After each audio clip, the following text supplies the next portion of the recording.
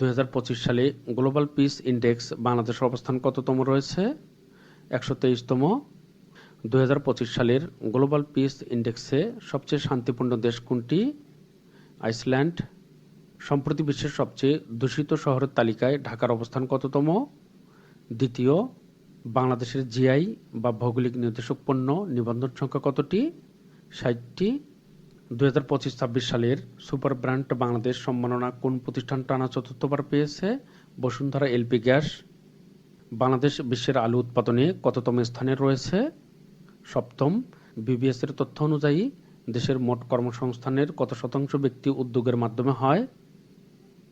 প্রায় 61%।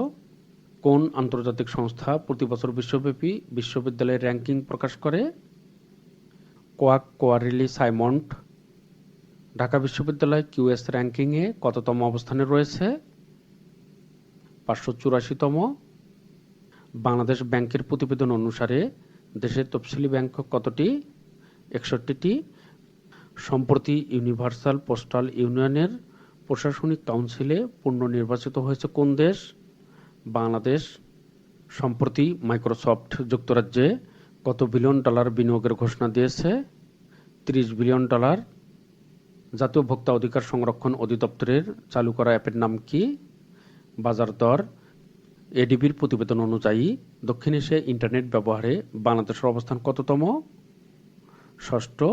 এডিবির প্রতিবেদন অনুযায়ী দক্ষিণ এশিয়ায় ইন্টারনেট ব্যবহারে বাংলাদেশের অবস্থান 6ষ্ঠ। এসডিজি এর কত নং অনুচ্ছেদে শান্তি, ন্যায় বিচার ও কার্যকর প্রতিষ্ঠান করার কথা বলা হয়েছে?